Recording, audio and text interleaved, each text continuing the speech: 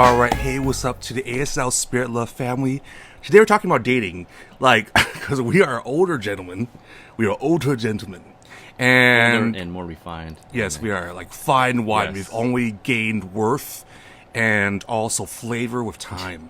Well, that's what we tell ourselves, at least. Yeah, Italy, man. Go with the women, man. They get better with time, which I think that the men do too. Yeah. Especially me as a gay man. What's up? All right, so I'm constantly hitting on people. You say straight guys don't get better with age? Yeah, but like, okay. we have extra flavors like lychee and pomegranate because I'm supposing the queer tropical attitude is what I'm going for right now. But here's the thing. And papaya.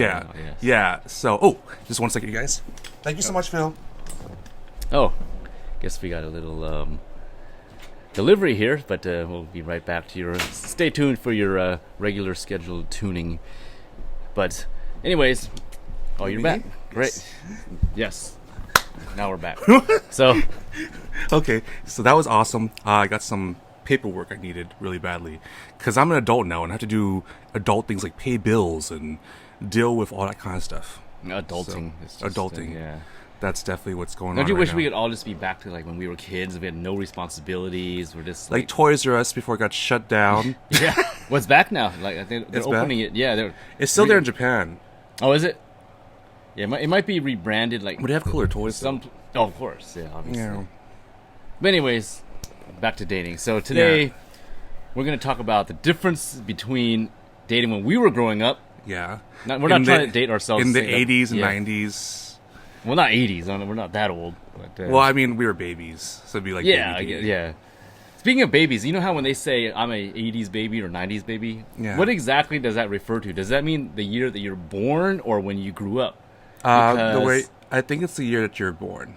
Okay, because I hear some people saying they're 80s babies, but they're born in the 70s because 80s is kind of when they became. Oh, that makes sense. You let us know in the comments below what do you think it is, because we're still learning and growing ourselves. Yeah, I'm always confused when people say that. Like they say, "Oh, I'm a 90s baby," but they're born in 88. So wouldn't they be an 80s baby? So I don't know. That's true. That's true. Yeah. So, I mean, I think that for me, obviously I was a baby in the 80s, so I really didn't start dating until at least a toddler. Right out the womb, you started flirting. I'm just like, boom, let's get this done. No wasting time. Right. Baby dating. That's a new one. I'm just kidding. No, I didn't date until like I think at least probably like late high school. Oh, okay. Yeah, I wasn't like dating when I feel like especially guy culture is always like, yo man, I was doing it ever since I was in middle school, yo. And I'm like, no, you weren't. Yeah, everyone says it. In hindsight, they have revisionist history. You barely stopped eating dirt.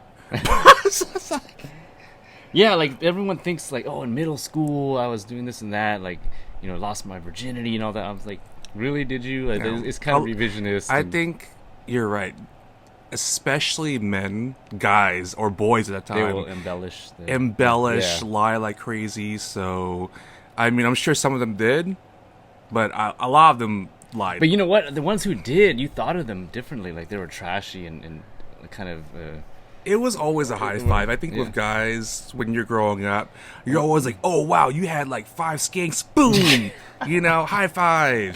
It's always a thing back then. Yeah, it kind of, but I think also you attribute that to being like the bad kids doing it, right? Like the normal, like even the cool kids, not the nerds, just saying the regular cool kids, the ones who weren't the bad kids, they weren't doing that. Like, I think, not to say that, teenage pregnancy or anything is really bad, but the fact that someone that young would do it would have a higher chance of them, getting a teenage pregnancy and things.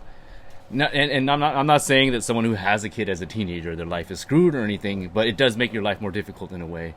So if we were as skanky as we really put ourselves out to be, then we would all be in trouble because the whole entire high school would be probably teen pregnancy because everybody wanted to say they got laid in middle school and high school, even when they didn't.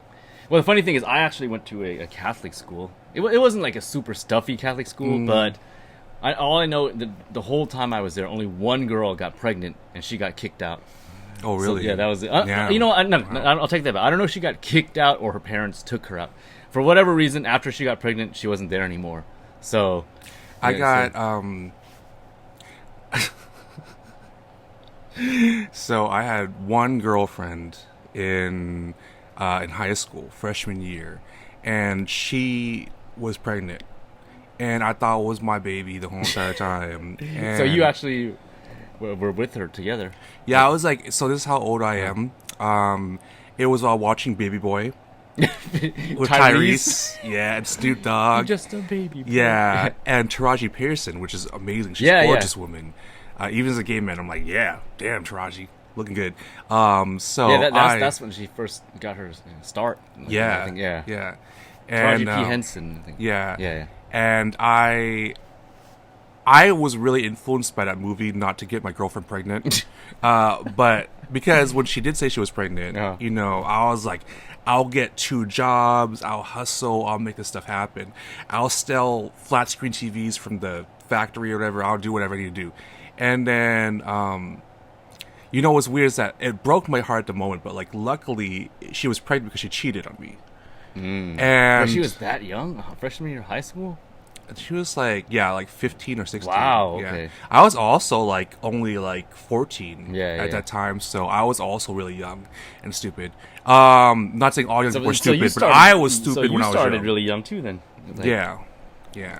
She was fine though. She was half black, half Italian, and for some reason that combination was just like my thing back then. Isn't that kind of like Christina Milian, or?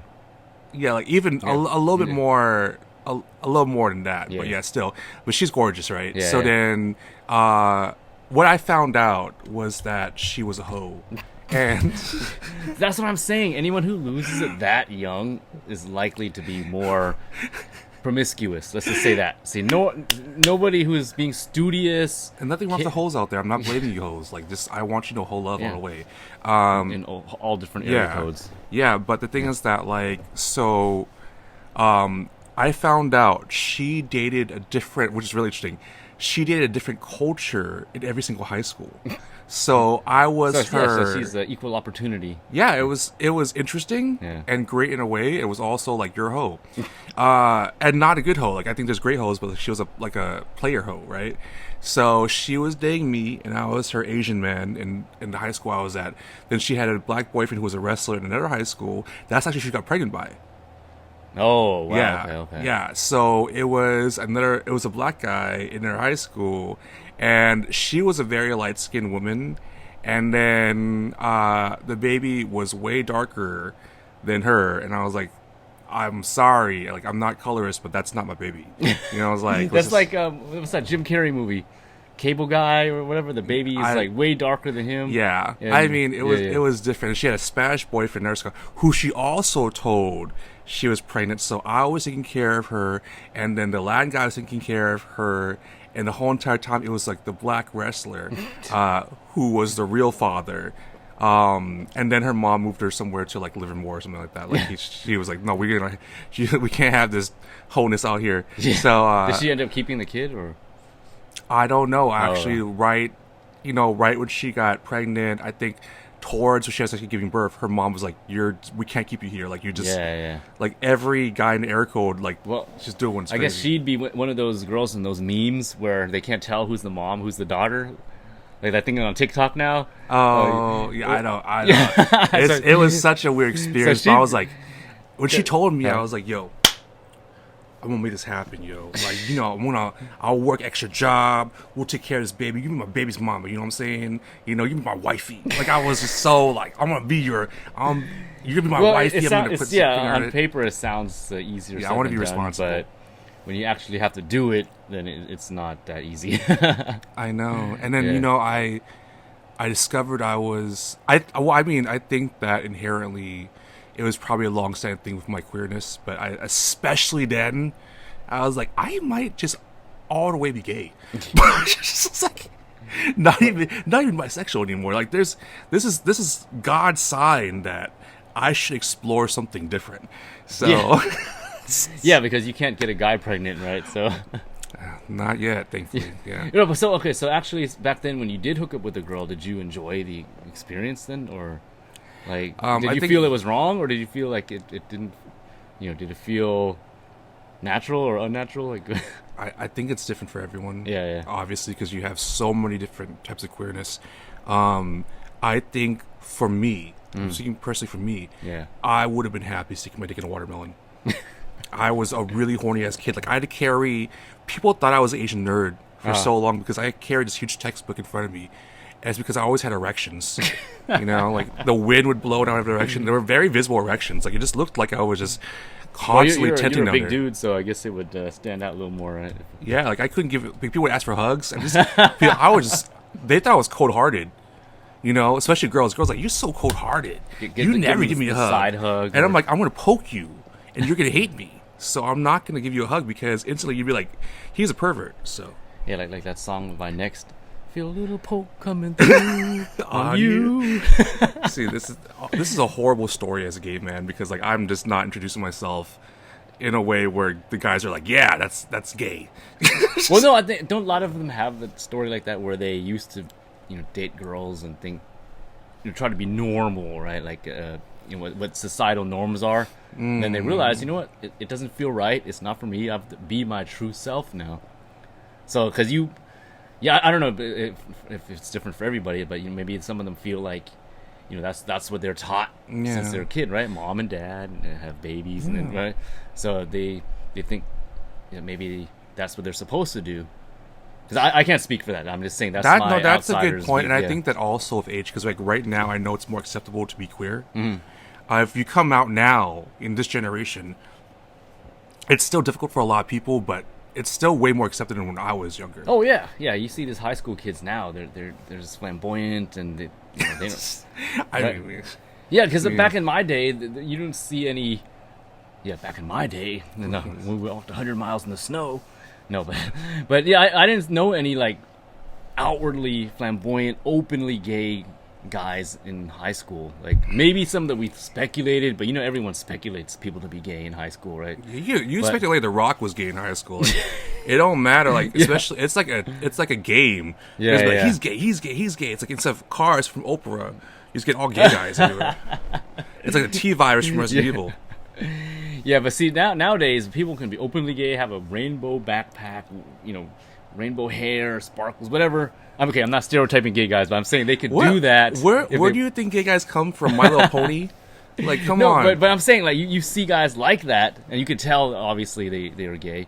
But back 20 years ago, you didn't see that, right? Now people are so open that they could walk around like that, and not think of. Maybe they probably do get discriminated against, but they're not as afraid of. Like 20 years ago. I think it's more open nowadays. Yeah. But I also think it's because we live here in America and California. Like in other countries, it's still illegal to be gay. So it's a much different experience depending on your location and the timing now and everything like that. But I mean, like, I don't know. It's interesting because like even nowadays with like heterosexual people, like you guys are still like super metro nowadays. Like I don't even know how to tell, who is and who's not. Yeah, that's true. But I think that. Like the metro thing started when men actually started to take care of themselves. Like they actually are taking care of their skin, taking care of their health, their body, and their appearance, their clothing.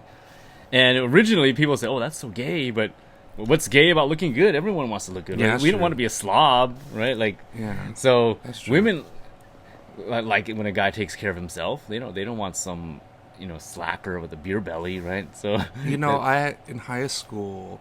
Like, when I had this girlfriend, right, like, she always had Bath and Body lotion. It was cucumber and melon one. And she was all like, don't touch me unless you put this lotion on. And I was like, why? And then she's like, just shake your friend's hand. I shake my friend's hand. It was like a snake. It just crusted off. Like, I forgot how crusty we were when we were younger, So, like, I actually think that, I think that, we should take... Yeah, we're a lot crusty. We were like little reptiles when we were younger. We need to take care of ourselves. So I think that it is good. I do feel like there is extra flamboyancy, which is fine. There's nothing wrong with it. But it's definitely a thing nowadays. Yeah. With straight or gay. I know straight guys are way gayer than any gay guy. Yeah, that's true. Yeah. So tell me about your experience growing up and dating. Well, I'd say that I didn't really start dating until I got much older. So in high school, I was kind of a dork. So I didn't really date much. Like, I did have crushes and all that, but I never really like talked to them. So the game changer for me, like I mentioned in a previous episode, is online, like AOL chat rooms. Like, this way we get to talk to people anonymously. But I wasn't trying to catfish or anybody. I was still being myself. But I felt like, having this slight anonymity allowed me to be more comfortable to express my personality more. Whereas if I see somebody one-on-one, then I'm a little shy or timid. So I've since gotten over that, but that's how I grew up. Like, I was very shy, not talking to, not just girls, not talking to hardly anybody at all. Yeah. But later on, as I started using online, it built up my confidence, and then I was able to talk to people in public as well. So I think that's what happened when it first started with Prodigy, and then moving up to different other platforms. And AOL chat room was the main game changer. Oh my gosh! Yeah. So ASL. let's go into that actually, because now that we're talking about dating back then compared to now, in the 90s and early 2000s, how was dating different than it is now? I mean, I know it's different, but let's talk about that. Let's talk about dating back in the day, like in the 90s and 2000s. What was it like for you? Well, I think, see, I didn't have that much experience myself, but based on what I've seen as an outsider, I didn't lose it when I was 14 like you did. So I didn't lose it at 14. I was at least 15. Oh, wow, huge difference there. But anyways, so I remember back in the days we would pass notes in class. And, like, of course, it was between the cool kids, right? So the cool girl was sitting in the back. Hey, can you pass this to, the cool jock in the front? Of course, I never got notes passed to me. I was just the one doing the passing, right? So I was like, damn it. Because you're Asian, so they were like, thought you were the smart one right away. Well, no, because they were just, like, on the other side of the room, so we had to pass it along, right? So I just like, man, I wish one of these days one of these notes was for me. Of course, it never happened, but yeah, and then what other things that people do back then? Like, well, the kids these days will never know how it's like to actually have to call someone's house on a landline. There was no internet. There was no cell phones. Call the landline. Dial up. Yep, dial up. Yep, mom or dad picks it up. Who's this? Yeah. You're looking for who? Who are you? What's your name? Yeah. Grilling you with 21 questions, like 50 Cent. What? What do you do? How old are you? Yeah. What's your GPA? You think you're good enough for my daughter? Yeah. But so you have to deal with that, and then when you finally get through that gatekeeping, then you get to talk to whoever, the girl or guy, and then I guess that's true. I mean, the phone thing was something we had to use. I would say at least 99% more. Than we do now. Like, texting was not, unless you were paging someone. Yeah. So pagers didn't come out until I was in high school. So then I guess that is a good thing, because the parents knew exactly who the kids were talking to. Like, if I called a girl's house, the dad pretty much knew all about me just from the interrogating me. Yeah. Whereas nowadays, like, 12-year-olds could be sending nudes and texts to each other, and the parents don't even know. Yeah. So I guess that is a good thing back in the day. It makes it more personal in a way, and also the parents can keep tabs on their kids, knowing exactly where they are. Yeah. Like, now I guess they do have, like, the digital leashes where they can go out and the parents can see where they are. But then in the old days, if I guess people also didn't go out as much, because if you're out somewhere, it's harder to get home, and it's also harder to get in touch with your parents, or in case of emergency, or whatever. Depending on your age too, as well. Yeah. I think that even without the parents, I think that in general, even without the parents, we still talk to each other way more than we do now. Like, way more. And I think that, to be honest, I know people are gonna hate this. I honestly think, and I think that stats show that we put in way more effort in terms of dating. Way more. So, like, here's the thing about being someone who was a kid and a teen in the 90s, especially in the early 2000s. Back then, we had Aaliyah, we had Mary J. Blige, we had Jodeci, TLC. We had so many amazing people that talked about, like, seeing your partner as a diamond as a prize, like romance was alive. Yeah. It was like bring a girl a rose, open doors for people, like all this really romantic stuff, like which, like first base, second base, third base, like we had all these conversations about that kind of stuff. And like I kind of like to be not just I really miss that because I like putting in the effort. And I think that the problem is there's no appreciation for effort on both sides nowadays, for not everyone but a lot of people. So you're essentially just saying like, okay, well, me on Tinder, if you're good looking enough, I may or may not date you, and I'll give you a little bite, and then I'll probably just ghost you later on. Like I think a lot of dating is so superficial. So I do appreciate how we put in a lot more effort. Yeah. Well, I mean, I still do that. Here's one thing that I do. So before I meet the girl, I would ask her what her either the Chinese zodiac or American zodiac is, right? All right. So just she would usually tell me. She wouldn't say like, "Whoa, why are you asking me?" They usually are pretty open about that. So just say she's a dragon. So what I would do is before our first date meeting in person, I would buy a Beanie Baby dragon and give that to her on the first date. So crazy.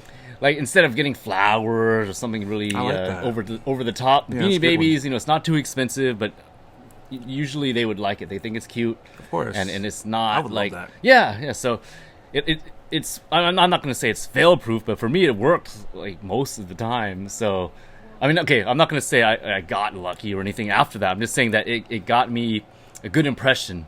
Like they got a good impression of me because of that. So it certainly helps. Yeah, I approve. Yeah, I want a Beanie Baby. That's just letting you know, if you want to date me, if you give me a Beanie Baby, you'll probably get laid. I'm just kidding. I don't That's know. how you say. What's your name? What's your sign? All it takes is a Beanie Baby. My sign and a Beanie Baby. Preferably with some type of sparkle. I'm down for it. Oh, okay. Like a unicorn with sparkles. No, I want the dog because I'm your dog. Oh, okay. Yeah. So I want one of those situations. Well, speaking of unicorns, like one year, one girl I went out with, it was a horse. So I went to Hallmark. They ran out of horses, but they did have unicorns. So I said, horses. Well, that's a a horse with a yeah. So I gave it to her. I said, I was gonna give you a horse, but I gave you a unicorn instead because you are a unicorn. You're one of a kind. Wow, you're corny and sweet. I know. You know what's so funny is that like a lot, especially with the API people nowadays. Like if you watch TikTok and social media, they're always like Asian men are typically not the most masculinely viewed men out of all the cultures. And I'm like, and they're like, so you see all these like makeovers of Asian men getting tons of muscles, looking super, bulky and jacked. And I'm like, I miss the dorky Asian guys. Like I'm totally down for like a dorky, nerdy Asian guy. Like I don't think that dorks are dorks anymore. Like they're just thirst traps. Yeah, we don't need all these Asian chads. Like these days, actually, they're kind of cookie cutter. You see the younger Asian kids; they all look the same, wearing that anti-social social club or whatever shirt on, wearing their, their shorts and the, Vans with the socks pulled up. Why does everyone who has an anti-social shirt have like 40 friends? That always freaks me out. Like this is It's ironic, right? If they're anti-social, why do they have that many friends? Yeah, like you're not anti-social. You have like literally like everyone in your city is your friend. Yeah. What's wrong with you? Yeah, but so you know what I mean? Like they all have that same look. Like they're wearing a hoodie, the shorts, and like you can't tell one kid from the next. They all look the same. So I think Asian kids need to have their own style. Like back in our day, remember when the Asian kids, they shaved their head and had the long bangs in the front and would pull it back, or they had the really long bangs like down like this to the front. Vietnamese. Yeah, I remember when they used to shave their head. And they only had two long bangs that were blonde. Yeah, that was it. And that was that's the racer. I'm not even gonna knock it. Like I would totally, if you have that two long bangs, I call them McDonald's signs. McDonald's signs. Because you just had the, I'm loving it. Walking around. Hey, And they were wearing their JNCO jeans with the wife beater on. I mean, that was the style back in the day. You know what's so funny is that like Cross a lot of people colors. hated that. It was, I got hate from so many girls. I think that, like they'd be like, oh, my boyfriend, it's so annoying. He has those bangs, he's all fobby, which was a huge thing. Even now, I feel like it's just, we still make fun of fobs, but just in a more, I guess, empowering, sophisticated way. But I still think it's horrible. But that wasn't like a real fob thing. That was like an Asian American thing. Like the actual fobs didn't dressed like that. You know, that's true too. Yeah, but I liked it. I'm totally. Yeah, no, I liked it too. Yeah, I would totally. Man, if you want to come in with your bald head and 2 bangs, you could be my friend. Hang out for some podcasts. Because a lot of like the real gangsters were doing that with the tattoos and all the ABGs, the original ABGs, which was Asian Baby Gangstas. They were the ones who, all tattered up. They were the girlfriends of those guys, of the racers, the gangsters. They were all tattered up. And that look got kind of watered down over the years. Those are the only Asian girls that like me, by the way. Oh, really? The gangster ones? Like the Latinas. Well, they're not Latinas, almost. They're Asian. The Asian cholas, kind of. But they're kind of like chola a little bit. Yeah. Like, and they're all like, and they like talk to me like, hey, you want to go out sometime? I'm like, are you hitting on me? There's nothing wrong with them. I was like, damn. They're like grabbing my butt like, I want to take you out sometime. I was like, all right. Straight. I was like, all right. Shit, yeah, they got the lashes and the. Like, they're the ones that are ready to fight, though. Like, that's the one thing I like about them. Yeah, that's the thing. See, they're down. They're down to. They'll like back you up. Yeah, exactly. Yeah, you ride or die. Yeah, which is a huge thing. Also, speaking about like dating back then, now, back then you were ride or die a lot of times. So, like, that was the thing. Like, I think that you obviously ghosted back then. Ghosting's not something that's new, but at least the one thing between ghosting back then and ghosting now is that ghosting back then, it was shameful. Yeah, You're like, oh man, you're such a lame-o for ghosting. But nowadays it's like, oh, you ghosted someone, YOLO, that's amazing. Like, I don't think it's crazy. The player culture was that prominent back then.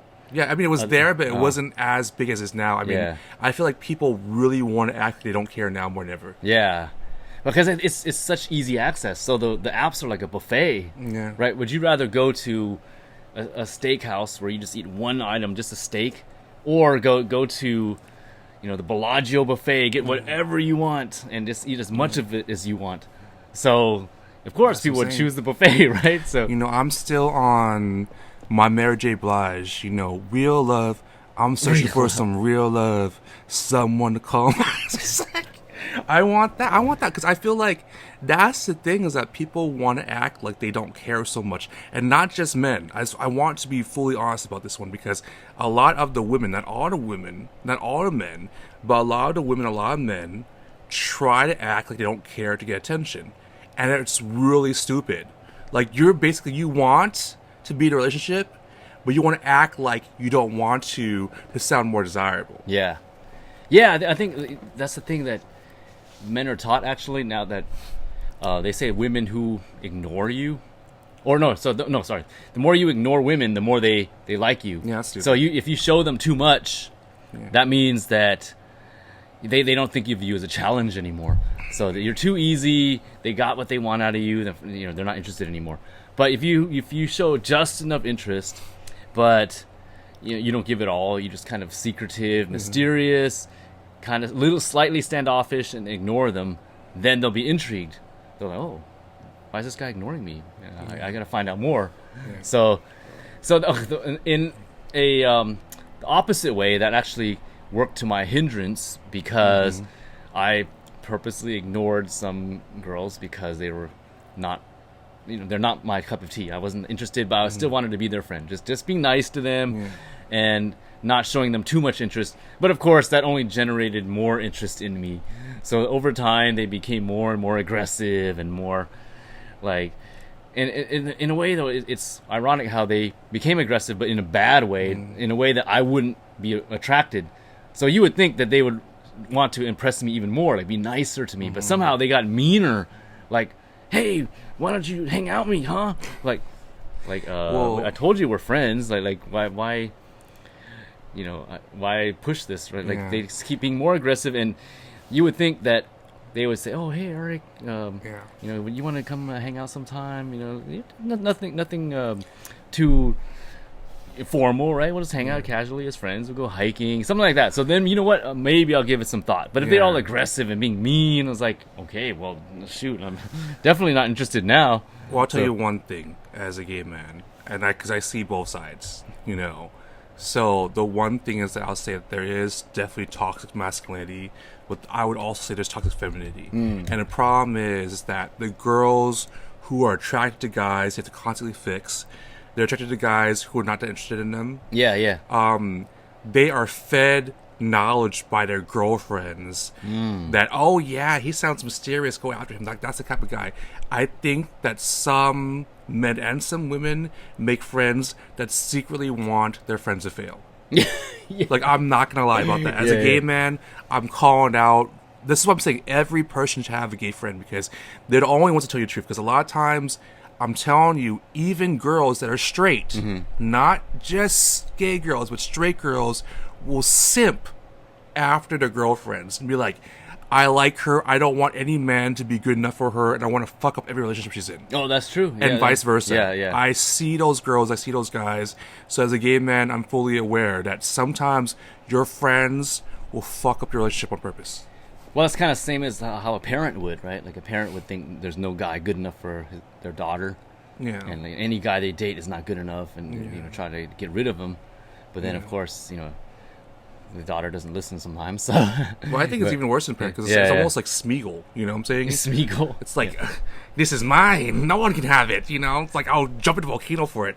Like, girls and guys, not just queer ones, but the straight ones, they simp like crazy over their girlfriends and guy friends. Yeah, that's true. Yeah. So do you think there's a way, like, the way society is now, that we could go back to how things were? Because we always reminisce about, the 90s were such a magical time.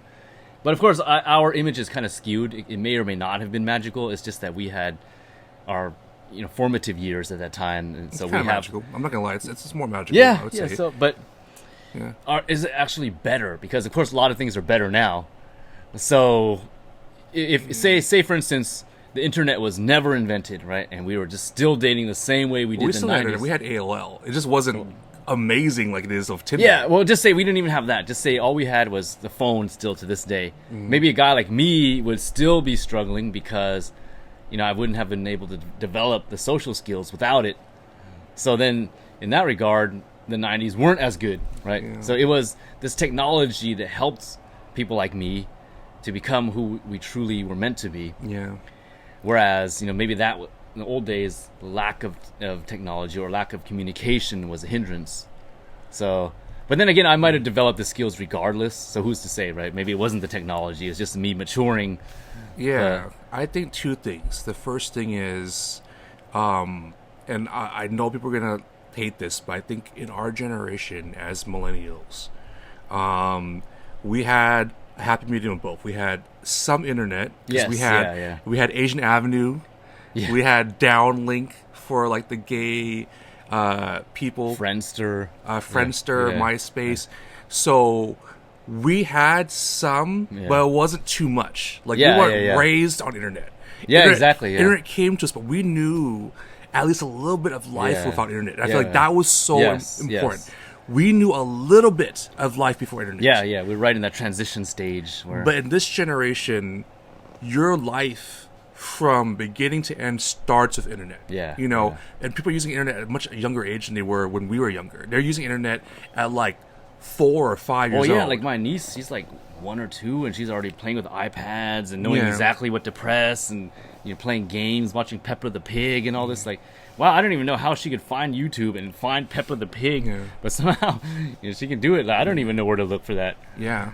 So. And I think that, we talked about this before. I think also the parents have to say, hey, I'm going to have you talk to people realistically before I introduce internet to you. Yeah. I think we have to, as parents, as uncles, as aunties, we have to take that road to be like, hey, we're not going to introduce internet to you until you communicate with people first. Yeah, exactly. Yeah, you have to develop that actual one-on-one some type of social human social skills. Not a robot. Yes. Yeah, but I guess, like, going back to my example, even when I did try to communicate with people, I was struggling. It was just the internet that I use as a tool to help me communicate better with real people. So if that, I guess, okay, I'm not tooting my own horn, but I think that's a good way to use the internet as a tool, but not the whole shebang. You know what I mean? Like don't just chat with people online. Just sit at home all day on Twitch and you do streams, and your whole life is online, like a virtual reality.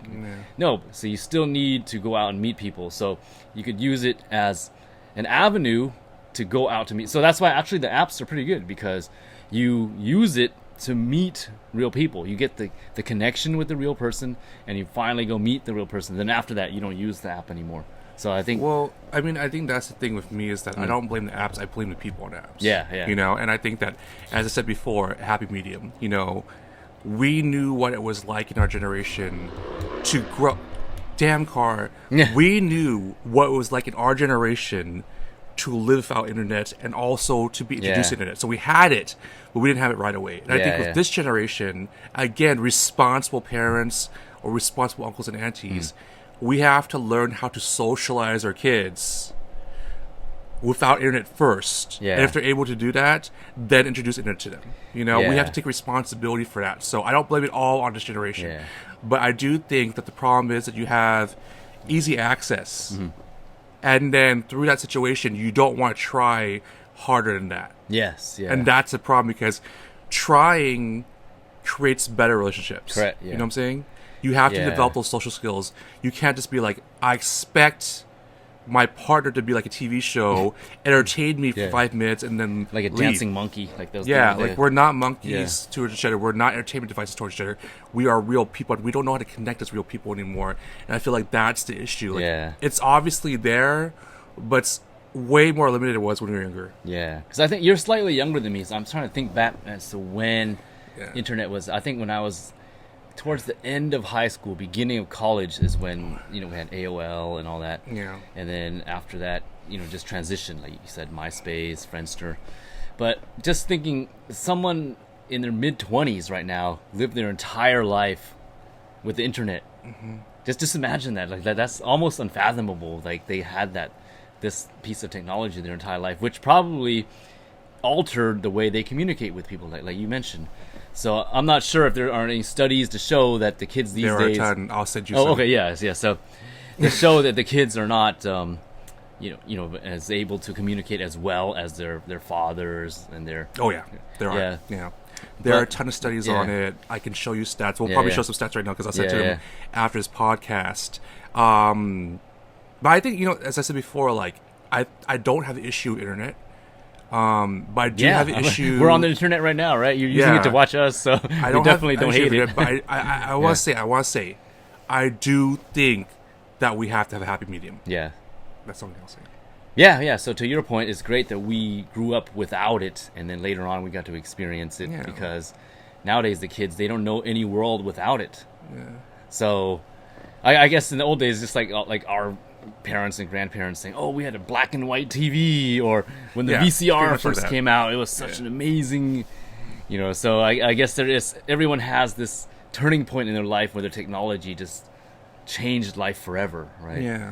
Yeah. So I guess the main thing is though, like just communicating better, regardless of what your medium that you use, whether it's online. Even texting, right? So you can't use texting as a scapegoat for bad communication because I text people the way I would talk to them. So when I text you, I say, "Hey, how you doing today?" Like, it's actually me imagining me being in front of you asking you that. I'm not just like, "Yo, sup?" You know, whatever. I'm talking to you formally, like you're in front of me. So that's how it should be. Whereas, you know, other people, it's so informal and everything is like shorthand. You know, everything I text Eric is sup, dot, bitch, and then GIF. That's all I text Eric. That's how I communicate with him. Yeah, it works so well for our friendship. No, it doesn't, because I don't do that.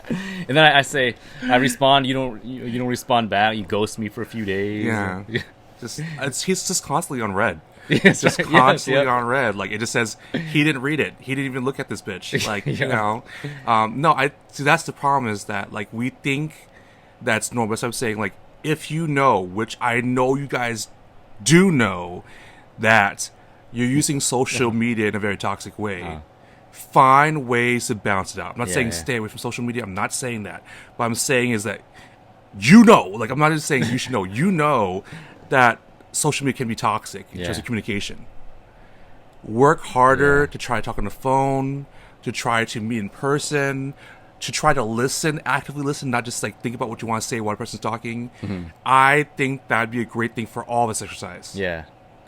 I think at some point social media turned bad though. I don't recall it being bad. Like even in the MySpace days, it was just people were just being expressing themselves Whereas now it's just so much flexing and it's so artificial that you don't know what's real anymore. Of course, the people who are educated can tell what's real and what's fake, but the young impressionable kids, they look at that like they see somebody flossing with all their money and their bags and cars. And they think that they can achieve that as well, but I mean they could, but it's not realistic.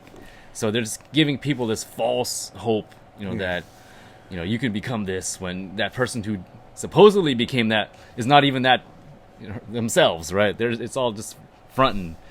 They're just posing. They're like leasing a car. They're showing like bags that aren't even theirs. Like I don't see the point of that. Well, the thing is that, like as I said before, there is no happy medium. But also, I think that we're not realizing boundaries in today's community.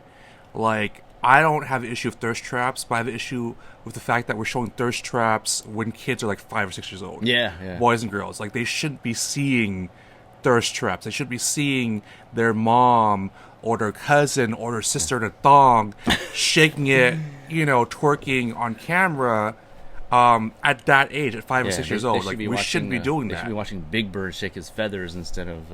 It's just sound different. Like, come on. I just think that there's a huge lack of common sense with a lot of people nowadays. And we have to show, like, hey, there's nothing wrong with being a thirst trap, as I said before. But, like, as a 5 or 6 year old... Yeah, that's not cool. Like, I'm sorry, that's pedophilia. That's super wrong. Like, that's nasty. Like, get over it. I don't care how much of you think you're so woke. Yeah. Because, I mean, like, I understand people say, I'm woke, so they should be able to see. I'm like, no kid should be able to see a thirst trap at 5 or 6 years old. There's no empowerment in that. In fact, I feel like that is the opposite empowerment. When you show a 5 or 6 year old, hey, Eric, 5 or 6 year old Eric, I want to show you this guy's butthole. Like, no. Like, you don't want to see all that. Like, for example, you can't take a 5-year-old to a strip club. There's rules against that. So the wise on the internet, it's just too easy. That's the thing. Anyone can look it up. The kid can look it up themselves. So, it's just easy access that's kind of ruining the fabric and morals of society. Yeah, because they're not ready for it. Again, like, what we have to realize is their brains are still, even until you're 18, your brain is still developing by stats. Yeah. So when your brain's still developing, showing them, and again, I don't have an issue with, for all the people who say, I'm so woke. I don't have an issue with thirst traps. I have an issue with people showing thirst traps to 5 or 6 year olds. That's wrong. And if you don't think it's wrong, you have an issue with morality. Yeah. But then that's not the fault of the creator. It's the person who's showing the kids or letting the kids. I'm not blaming the creator. I'm blaming the parents who show their damn kids thirst traps at 5 or 6 years old. That's who I'm blaming. Yes. Again, I don't have an issue with the thirst trap people. I have an issue with people who do this, and there's a lot of people who do this. Yeah. Unless the people knowingly do it and know that kids are watching it, But hell yeah, they do. Yeah. So, come on. But then see, they can't really, say, they can't not show the kid. Like, it's all the parents, right? So the parents leave it out, or maybe they purposely show it to them. The person who created that has no control over that. So as I said before, I don't blame the thirst trap. Yeah. Because I know people can come after me like, oh, how dare you, spirit love. Yeah. No, I don't fucking blame the damn fucking thirst trap people. They're making their money. Telling you, the people who show their kids this is what I'm having issue with. This is the problem, because I know parenting. The first thing first is there's going to be a ton of these thirst trap people like, how dare you? I'm just trying to make a living. I'm on OnlyFans. And I'm like, okay, I never said fucking you. So don't come after me. I'm saying the parents who choose to show their kids thirst traps are 5 or 6 years old. And it's not a bad to do this parent be like, hey, if I have a 5 or 6 year old son or daughter, to be like, I'm not going to let you watch a thirst trap. You have every right as a parent to take that phone away from them. That'd be just like a parent leaving a bunch of Playboys on the couch, and the 5-year-old can just look at them at his own leisure. And they do. I look at them. When my dad had Playboys, he hid it under his bed. Yeah, exactly. They were hidden. It. But it's not like nowadays. So it's equivalent would be like if the kid can just open an iPad, nothing is blocked, he can look at porn so easily. That would be just like dad leaving a Hustler magazine out on the couch, and little Timmy can just open it. I'm telling you, you're comparing apple to oranges, even though it's very similar.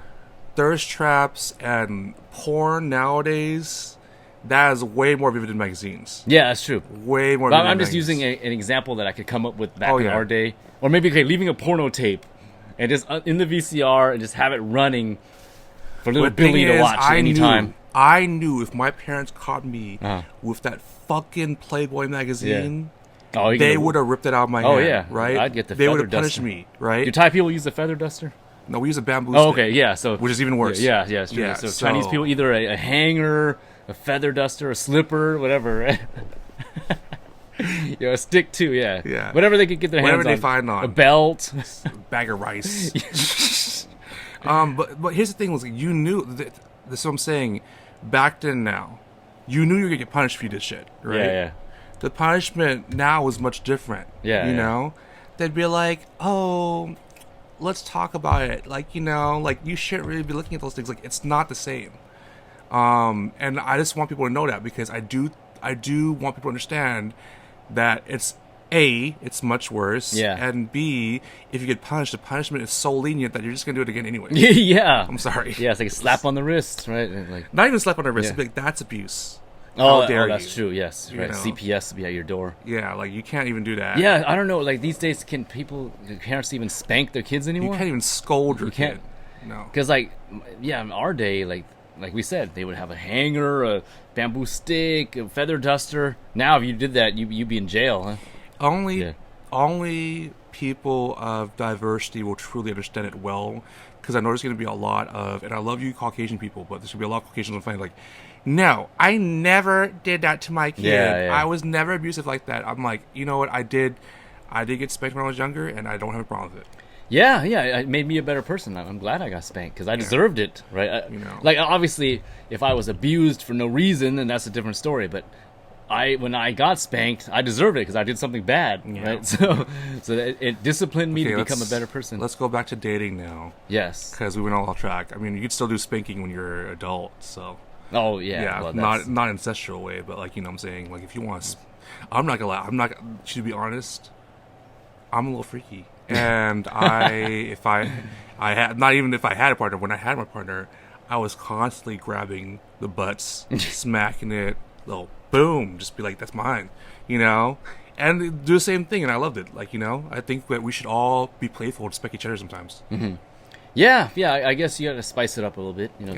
Things can get kind of vanilla after a while. Have fun. Yeah, exactly. Like, I mean, there's nothing wrong with just vanilla, being a dead fish, but got to spice it up a bit. Have some more fun and. You say dead fish? I did. I love you, brother, but we should not advocate dead fishness with couples. No, I'm saying some people are just like that. I'm not saying I speak from experience. I'm just saying if one is that's all they want to do, then all more power to them. But to just add a little flavor, spice it up and have some more fun in the bedroom. Yeah, I would say to spank that dead fish sometimes. Let it know that's somewhat alive. Don't just have it just dead all the time.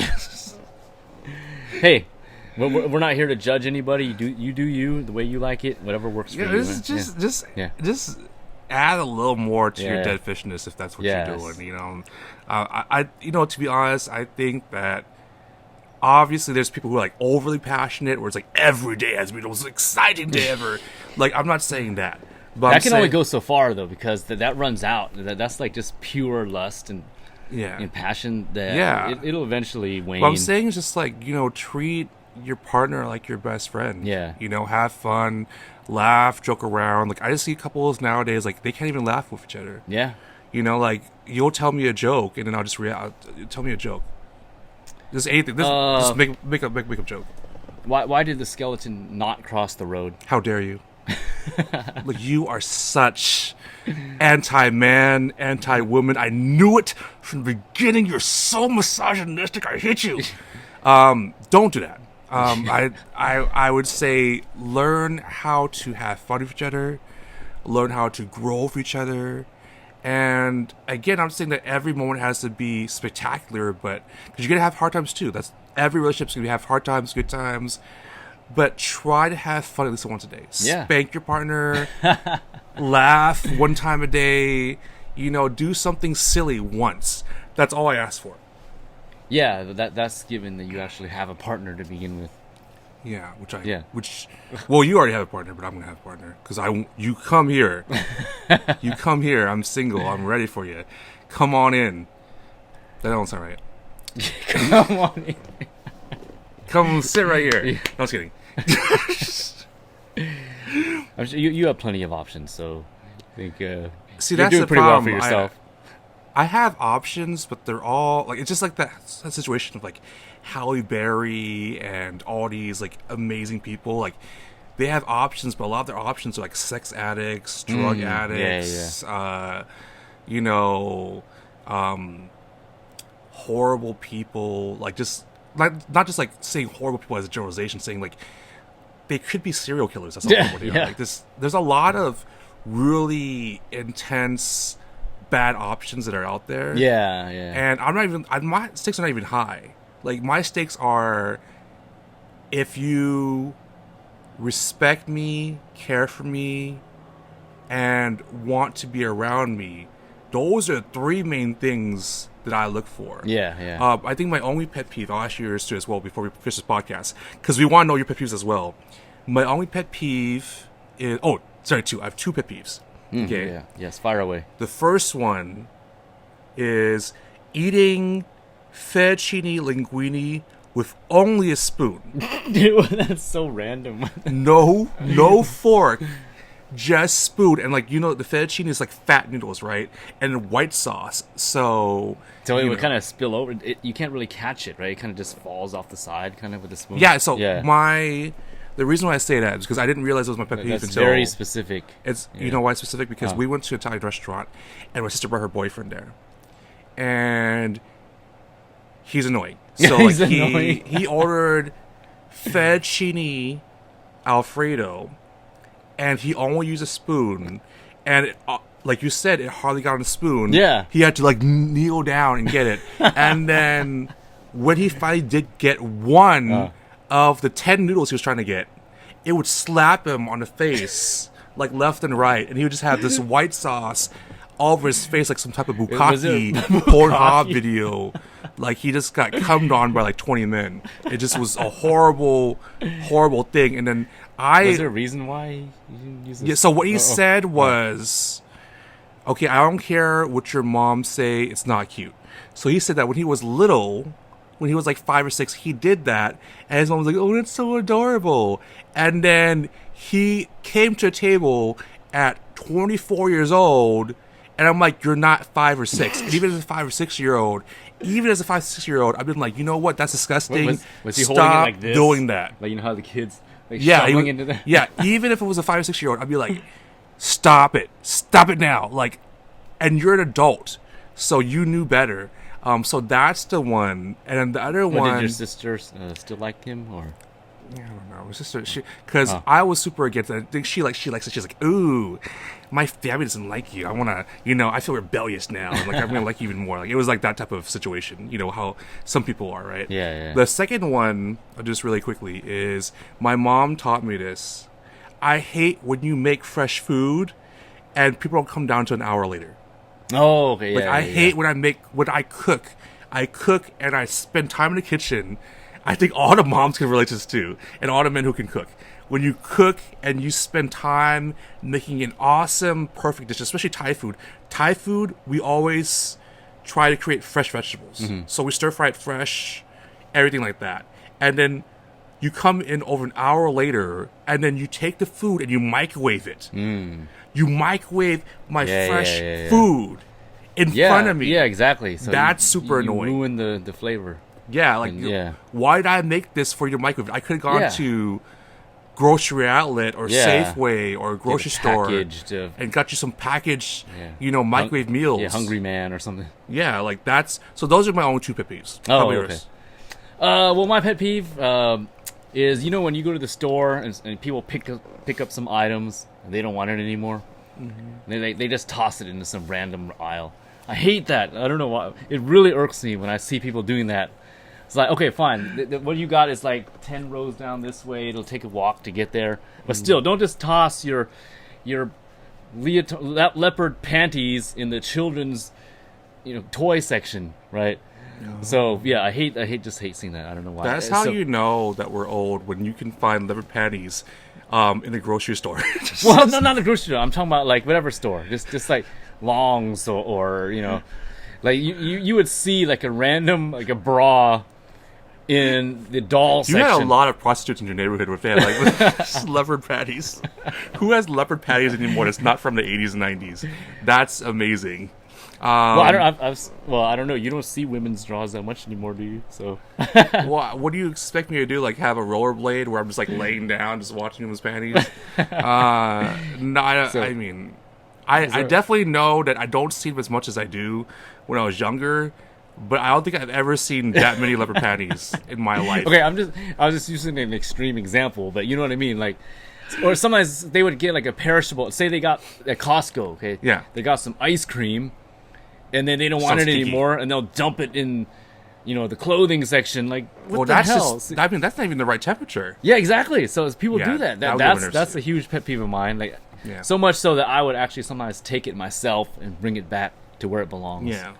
Yeah, because sometimes even people think I did it. So I'm just looking in the aisle and I see something that doesn't belong there, and I touch it, and somebody sees over my shoulder that I was the last guy who touched it. It looks like I did it. So, oh, crap, let me take it back. Damn pervert. Yeah. So, listen, you guys. If you see my good friend Eric in a panties aisle, it's not because he's a pervert. It's because he's doing the right thing. Yes. And build up his karma and bring it back to the ice cream aisle. Yes. You know? He's bringing back the ice cream from the panty aisle to the ice cream aisle. Yes. Okay? Even though it's probably destroyed already. Yeah. But so stop putting his picture on the news saying the local pervert. It's not one. He's not one, I swear. Okay? It's good karma.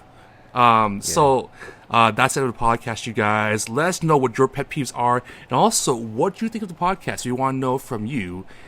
We value, we love you. So please let us know, as well as subscribe and like to us both.